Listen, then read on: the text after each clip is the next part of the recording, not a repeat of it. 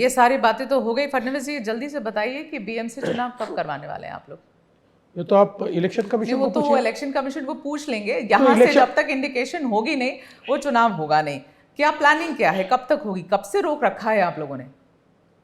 देखिए वापस मैं आपको कहना चाहता हूं कि आप लोग हमने नहीं रोका। ना चलिए देखिए, ऐसा है कि हम लोग सच्चाई वाली बात पूछते हैं ना, आप लोग को लग जाती है। अब आप इलेक्शन कमीशन के ऊपर डाल दीजिए, फिर कोर्ट के ऊपर डाल दीजिए। पॉइंट ये है कि जब तक बीजेपी तैयार नहीं होगी शायद ये चुनाव होगा ही नहीं। अब सच सच बताइए कब होगा चुनाव, कब होंगे आप तैयार? हो गया? हाँ हो गया। और पूछना पूछ लीजिए। नहीं वो जवाब पूछ लिया मैंने, दीजिए। हाँ चाहिए आपको जवाब? हाँ जवाब देता हूं। समझ लीजिए बात को, आप लोग बिना समझे बात करते हैं। चुनाव क्यों रुका था? सुप्रीम कोर्ट ने रोका था, हमने नहीं। ठीक है। सुप्रीम कोर्ट ने स्टे देकर रखा था ओबीसी के आरक्षण पर।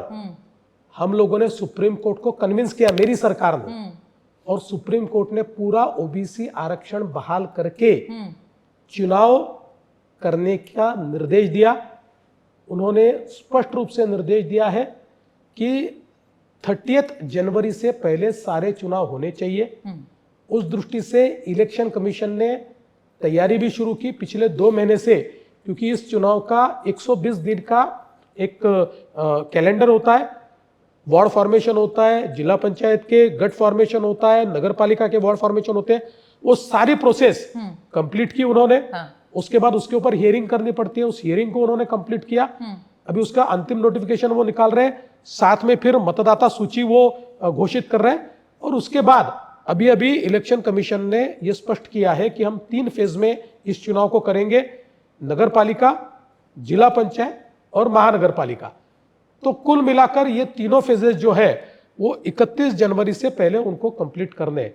इसमें बीजेपी का कोई सवाल नहीं है, रूलिंग पार्टी का कोई सवाल नहीं है।